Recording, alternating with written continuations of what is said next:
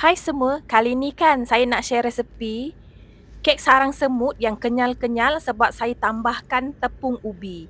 Mula-mula, kita campurkan 150 gram tepung gandum, 150 gram tepung ubi, 1 sudu teh baking powder, 1 sudu teh baking soda. Ketepikan bahan-bahan ni, jom buat gula hangus. 250 gram gula. Korang masak dengan api kecil sampai gula ni hangus. Kalau dah hangus macam ni kan, baru masukkan 500 gram air panas. Air tu korang masukkan sikit-sikit ya.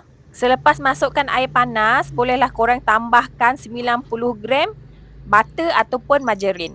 Korang masaklah lagi sampai butter tu cair. Lepas tu korang ketepikan dulu bagi dia sejuk. 6 biji telur grade A, 1 sudu teh asin vanila. Lepas tu korang pukulkan telur dengan asin vanila ni sampai sebati. Kalau dah sebati macam ni kan, baru masukkan 140 gram susu pekat. Pukul lagi bagi sebati. Kalau dah sebati, baru masukkan gula hangus yang kita buat di awal video tadi. Gula ni dah sejuk ya.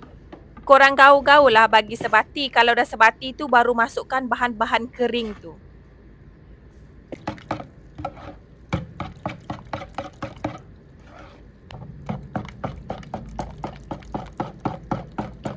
Bahan-bahan kering tu dah habis disebatikan dengan bahan-bahan lain kan. Korang jangan lupa tau, tapiskan adunan ni supaya adunan ni tak ada yang berketul-ketul.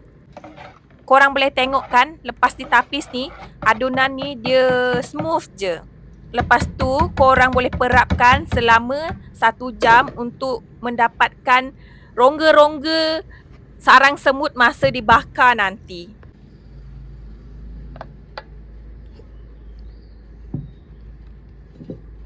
Saya nak kek saya ekstra cantik, saya guna acuan bunch cake. Tepi-tepi loyang bunch cake ni saya sapu dengan glaze. Lepas tu tuangkan adunan kek tu slow-slow je, macam saya buat dalam video ni. Mula-mula saya bakar kek ni guna api bawah saja selama 40 minit. Suhu 180 darjah Celsius. Saya tak panaskan oven ya. Lepas tu saya bakar lagi selama 20 minit guna api atas dan bawah suhu 170 darjah Celsius. Saya letak loyang dekat rak paling bawah sekali. Saya cucuk dengan lidi nak tahu kek tu masak ke tak. Kalau adunan tu tak melekat dekat lidi kan, tandanya kek tu dah masak lah. Lepas tu korang terus keluarkannya daripada acuan. Korang janganlah bagi kek tu sejuk kat acuan tau, nanti kek tu jadi mendap. Korang tengok kan, memang senang sangat nak keluarkannya daripada acuan. Cantik kan kek sarang semut saya ni. Selamat mencuba semua. Semoga resepi yang saya share kali ni kan bermanfaat untuk korang semua.